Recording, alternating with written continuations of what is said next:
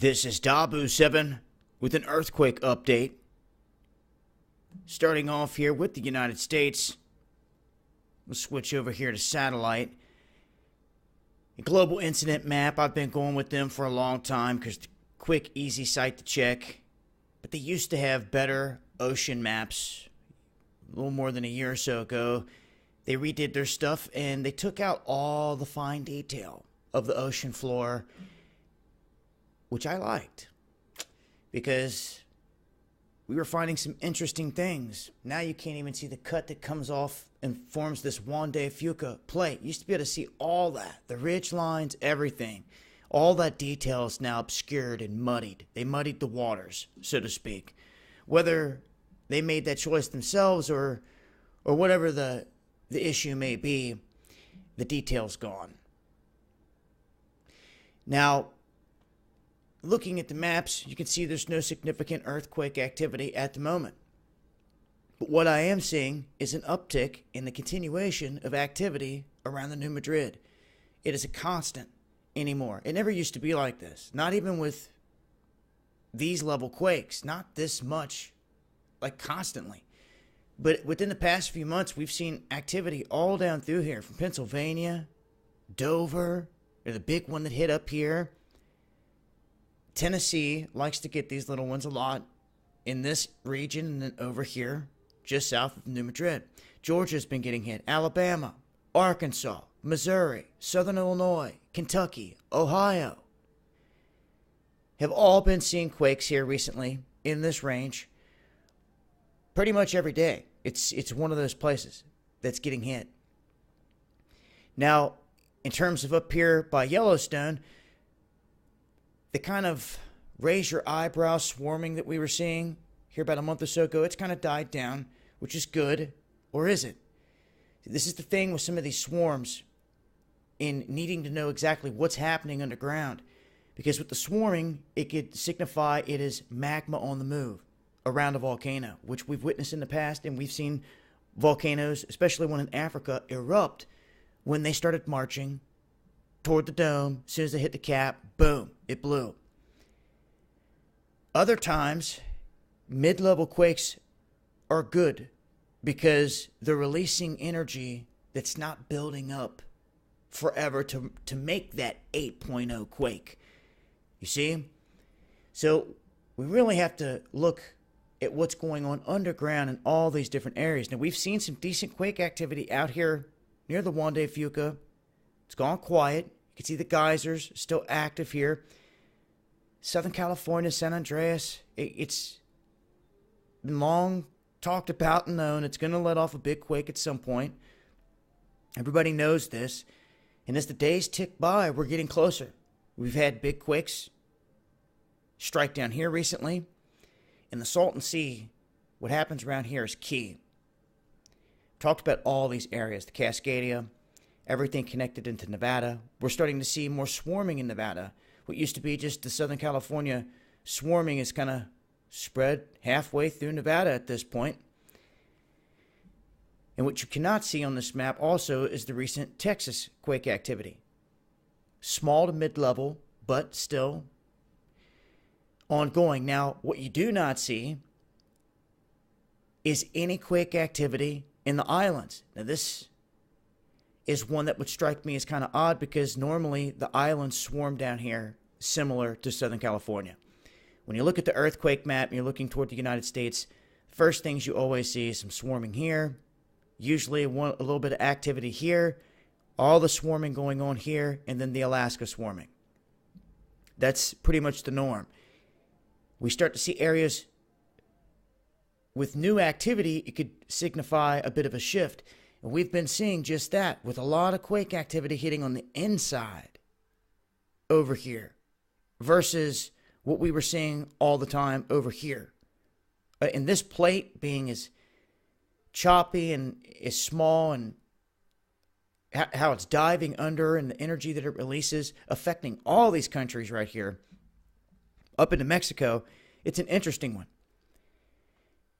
You know, the other pinch point down here is here, which in the past has set off big swarms.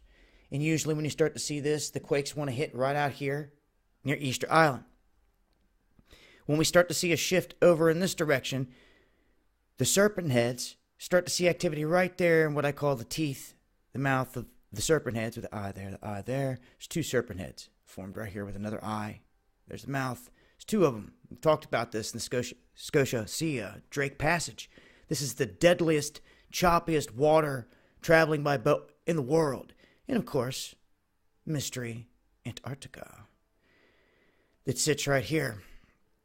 And everything else that goes on here. But this ridge sees activity going all the way up through here and all the way up to Iceland. It's been quiet. Okay? The islands are quiet now, so in terms of what's going on here, where's the next big quake going to hit? That's what everyone always asks. I don't have a crystal ball. And I'm not one for sitting here trying to say, oh, it's going to strike here or here. I'm just showing you the layout, what's been happening here recently. Obviously, Ring of Fire sees a lot of activity. Alaska got hit with a big quake, and it's still swarming up here. Still swarming from that. Mount Denali's key. Don't you ever forget it. What lies beneath. Can't help but think this area is way long overdue for big quake. I think Haiti was the one that caused the most devastation the last time with the tsunami effect. It's just got the feel. Just got that feel. Now, with the activity on the West Coast, it's crapshoot. You know, all I can say is this. People over here are used to the earthquake activity, right? We talk about it all the time. Most people are aware of it, that the big one's going to come. They have a plan. People up in Oregon have these pods and everything else. I mean, people are prepared, nonetheless. But over here, they're not.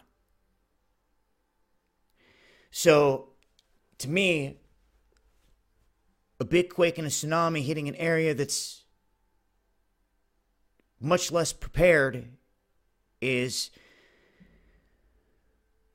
one to throw a sign to, nonetheless. So people over here along this eastern coast, don't sit there and think that just because you don't see quakes all the time that it's not possible. Because those are the ones that I would have to send the warning out to right now the most. Because it almost seems like complacency, you know, and I would hate to see that. It never happens, it's not going to happen, but then one day it will.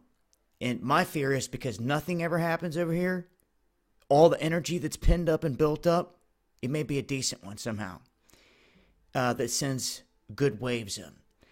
And with a place like Florida that's so porous anyway and so flat, you know, to me, it's bound to happen. And when I see silence in an area like this that's always active, that's building energy somewhere and approaching a super full blood moon, or whatever you want to call it, trifecta coming up, that is probably